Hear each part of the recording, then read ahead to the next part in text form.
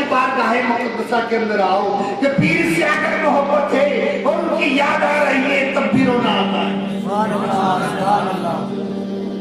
یعنی انسان محبت میں بھی روتا ہے, عشق میں بھی روتا ہے. سرکار غریب نواز علیہ رحمہ و رضوان کا شام کا ایسا وقت آتا تھا, آپ کو اپنے پیر کی یاد آتی تھی تو آنسو جاری ہو جایا کرتے تھے. اللہ سمجھ, ایک دن دیکھا, 2 دن دیکھا, 3 دن دیکھا, ایک نوجوان باہر سے آیا ہوا تھا, ابھی حلقہ اسلام کے اندر نہیں آیا ہے, ابھی ارادتاً سرکار غریب نواز علیہ رحمہ و رضوان کی بارگاہ مقدسہ کے اندر نہیں آیا ہے. آتا جاتا غریب نواز کو دیکھتا ہے اور وہ موقع ایسا آتا ہے کہ غریب نواز کے آنسو بہتے ہوئے نظر آتے ہیں. ایک دن دیکھا, 2 دن دیکھا, 3 دن دیکھا, یہ سلسلہ چلتا رہا. اس نے اپنے قریبیوں سے پوچھا, اپنے پڑوسیوں سے پوچھا کہ جب بھی میں ادھر نکلتا ہوں اس بابا کو روتے ہوئے دیکھتا ہوں, جب بھی میں ادھر نکلتا ہوں اس کے آنسو ٹپکتے ہوئے نظر آتے ہیں, جب بھی میں ادھر دیکھتا ہوں تو یہ روتا ہوا ہی نظر آتا ہے. آخر اس کو کیا تکلیف ہے, آخر اس کو کیا پریشانی ہے, کیا اس کا کوئی عزیز و قریب چلا گیا ہے, کیا اس کو کوئی تکلیف ہے جس کی وجہ سے یہ روتا ہے, کیا اس کو کوئی دکھ درد ہے جس کی وجہ سے یہ روتا ہے. لوگوں نے کہا ہمیں بھی معلوم نہیں, نہ چلو چل کر قریب میں پوچھتے ہیں. یہ ایک طریقہ تھا, یہ ایک قدرتی امور تھا, یہ ایک قدرتی حق تھا کہ سرکار غریب نواز علیہ رحمہ و رضوان کے قریب آنے کا. اللہ عثمان وہ تو ان کی محبت کروا رہی تھی, اپنے پیر کی تو رو رہے تھے, آنسو بہا رہے تھے, اور ان آنسو بہانے کو جب دیکھ کر آگے بڑھے تو سرکار غریب نواز علیہ رحمہ و رضوان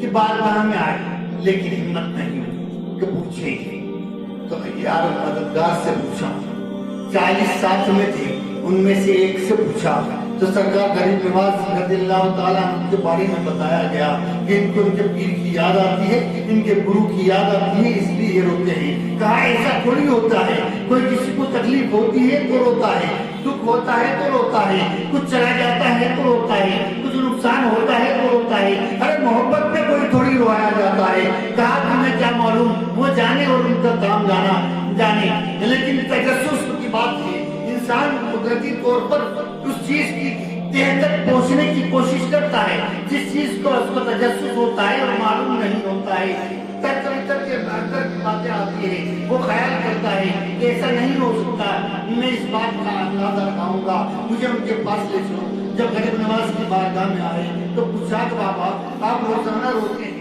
آپ کو کیا تکلیف ہے؟ کہاں مجھے کوئی تکلیف نہیں ہے. تو آپ کیوں روتے ہیں؟ کہاں میرے گرو کی یاد آتی ہے اس لیے روتا ہوں, میرے پیر کی یاد آتی ہے اس لیے روتا ہوں, مجھے میرے مرشد کی محبت ستاتی ہے اس لیے روتا ہوں. اللہ کہا ایسا تھوڑی ہوتا ہے کہ ایک انسان دوسرے انسان کی محبت میں رویا کرے, ایک انسان دوسرے کی انسان کے عشق میں رویا کرے. کہا کہ تم اس بات کو نہیں سمجھ پاؤ گے, کبھی نادان ہو اس بات کو نہیں سمجھ پاؤ گے, تم نہ سمجھ ہو اس فلسفے کو نہیں سمجھ پاؤ گے, اب بھی تم ہمارے حلقے کے اندر نہیں ہو اس لیے ان باتوں کو نہیں جان پاؤ گے.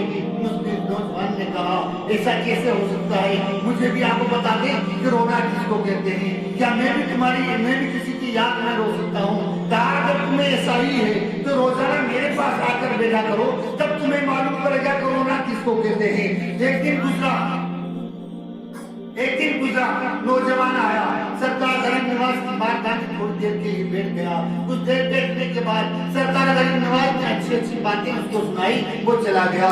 دوسرا دن ہوا, اسی طرح تبلیغ جاری رہی, سناتے رہے. تیسرا دن, چوتھا دن, 5واں دن گزرتا رہا. اب اس کا روزانہ کا معمول ہو گیا تھا کہ جو ٹائم بندہ ہوا تھا وہ اپنا ٹائم نہیں ٹال سکتا تھا, اس ٹائم کے اوپر وہ برابر غریب نواز کی بارگاہ میں پہنچ جایا کرتا تھا. جب یہ طلب پیدا ہو گئی, جب یہ محبت پیدا ہو گئی, جب یہ عشق پیدا ہو گیا, سرکار غریب نواز نے دیکھا اب بالکل تب چکا ہے, انگارہ بن چکا ہے, اب چوٹ لگانے کی ضرورت ہے.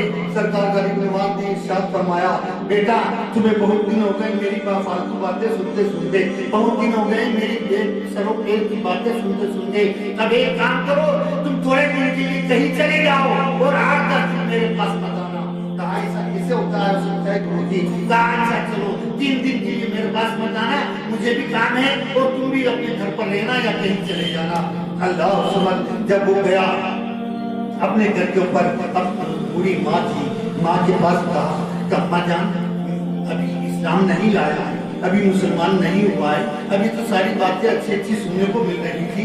मैं कहा अम्मी जान मैं अपनी ज़बान के अंदर आपको समझा रहा हूँ। कहा अम्मी जान मैं उस बाबा के पास जाता हूँ, बहुत अच्छी अच्छी बातें करते हैं, लेकिन आज जब मैंने उनके पास देखा तो उन्होंने मुझे 3 दिन के लिए मना कर दिया कि मेरे पास 3 दिन के लिए मत आना, अल्लाह और सुबह।